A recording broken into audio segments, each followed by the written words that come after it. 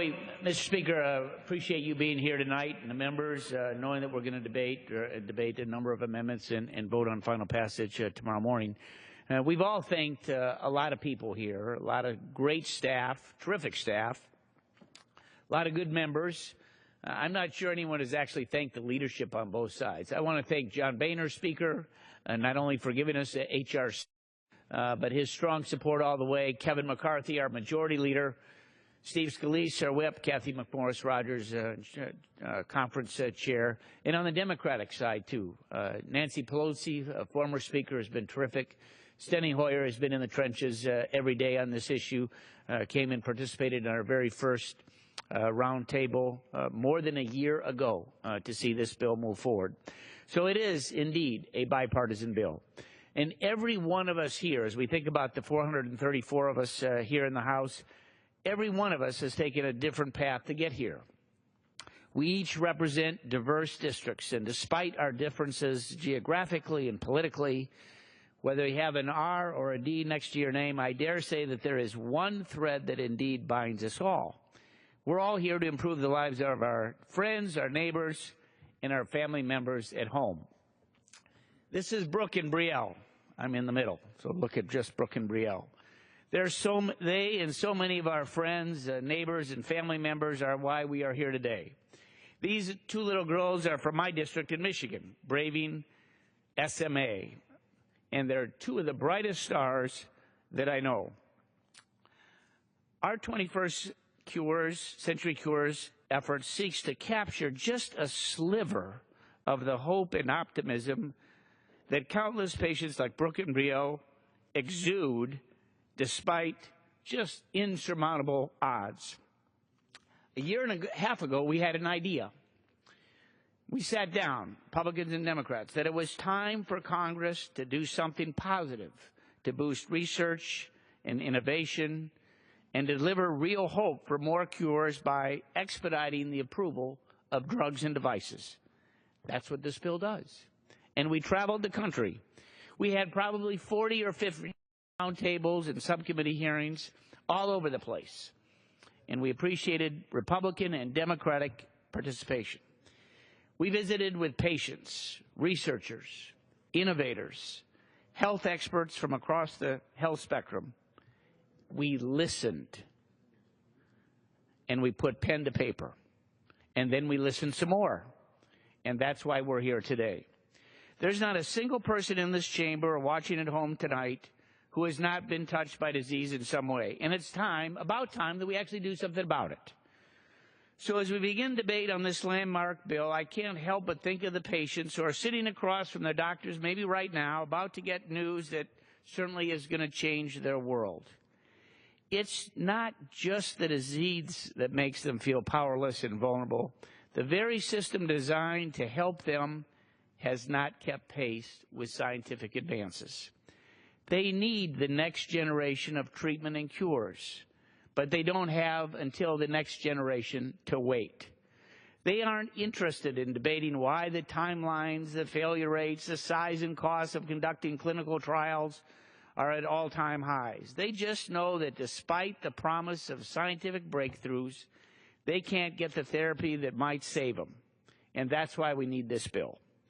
We've all said too many early goodbyes. Too many. And we've seen families robbed of a parent that's never going to get to see that child's milestone. Not see him walk down the aisle, maybe not a graduation, maybe not a career, maybe not raise a family of their own. And we've seen children that are born without the gift of a future. Life's not always fair. We know that. But we can do better. The last century and the century before it brought just remarkable medical breakthroughs. From x-rays and anesthesia to pacemakers and transplants, the tools to diagnose and treat patients have been transformed over and over and over again. Yet for every single disease that we defeat, every condition that we cure, there are thousands more still plaguing our people.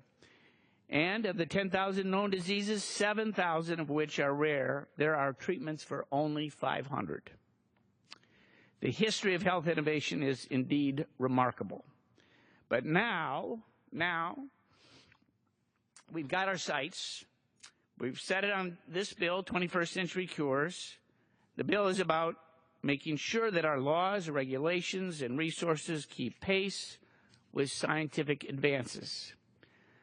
So what does it take to vanquish a disease? Yep, often billions of dollars, billions. Millions of hours, that's for sure, thousands of researchers, hundreds of, maybe thousands of failed attempts can go into the development of yet just one single treatment or cure. It's daunting, seems impossible, but still, patients like Brooke and Brielle, they hold out hope. They battle through that pain. They transcend physical limitations and live lives filled with joy and optimism. Our brothers and sisters, moms and dads, grandparents and friends, they all keep the faith in that future, in spite of suffering. This bill, 21st Century Cures, is for them. It's for those that we've lost, those who grapple with sickness today, and those who will be diagnosed tomorrow.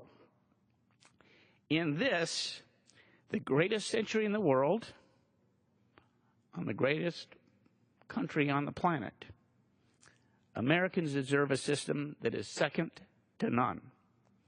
We can and we must do better. It's about hope that the burden for patients and caregivers is less tomorrow than it was for yesterday. And it's about time. So as Brooke and Brielle always say with a smile and a sparkle in their eyes, we can and we will. The time for 21st Century Cures is now. Please join us, Republicans and Democrats, leaders on both sides of the aisle, for the patients that we want to solve these diseases for, by supporting this bill, by working with our colleagues in the Senate, but really listening to the voices that call for us to do something well. This is it. H.R. 6, please vote for it tomorrow. I yield back. Gentleman yields back. All time.